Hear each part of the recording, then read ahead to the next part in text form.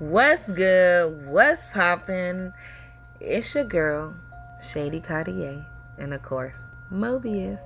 Welcome to the Unknown podcast. Everything you hear about Jesus was positive, nice, like he's the coolest dude ever. So it's like, if they like, yeah, don't trust that nigga Jesus, like, you probably might not shouldn't trust them.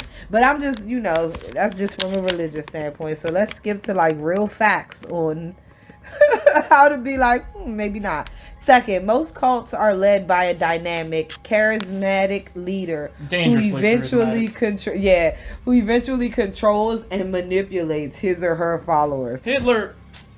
Wow. Nice. Of course, all they going to talk about is Jim Jones, because this is America right here. This is America.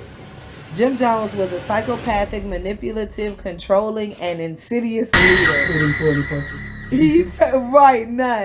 He founded the People's Temple in Indiana during the 1950s. Jim began moving to different cities, gaining followers at each one. In the mid-70s, he relocated all his followers to Guyana in the northwest coast of South America. Eventually, they all killed each other with some Kool-Aid sprinkled cyanide. Anyway, don't get caught up. The next one is, most cult leaders grow up in a Christian environment. Well, the only thing I can say about that is, when you grow up with such a heavy foundation, it's real easy to distort it and make it your own, to create your own version. Yep. And so I agree with that statement, because it seemed like a lot of them do that. Like, I was looking up a lot of like different cult shits. So this shit happened actually on Dr. Phil's show last week. They did a little special where they showed, like, after 30 years they freed all of these women from this cult. And it was called like the Zion or something. Like, they all basically make it seem like they're Christian or like they believe in God, and then they just switch the whole doctrine. Like, they beating kids with sticks. We understand spoil the rod, spare the child. That's about like discipline.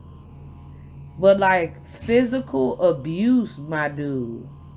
Physical and mental abuse is not what the Bible is about. And so any situation where somebody is using Jesus to beat the crap out of you, they are not on Jesus' team for real. Just to make it clear, bro. I'm sorry. Like, I'm trying not to get too deep, but it is all hollows, etc. Cult leaders tend to ignore, confuse, add to, or demean the Bible's teachings. Yep, and yep. Young, my biggest thing is when the parents be getting with it, and then they just be dropping their kids off, bruh. And they kids just, I need an adult. like, bruh, that shit is just crazy. They just drop their kids off to these cults and just let the cult raise their ass. Always pay attention. Cults use devious methods to trap, deceive, and control their followers. Okay?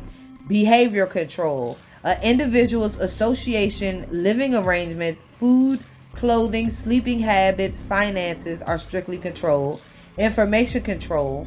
Cult leaders deliberately withhold or distort information, lie, propagandize, and limit access to other sources of information.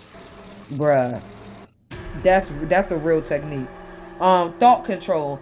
Cult leaders use loaded words and language, discourage critical thinking, bar any speech critical of cult leaders or policies, and teach an us versus everyone else doctrine. Scott Pilgrim versus the world.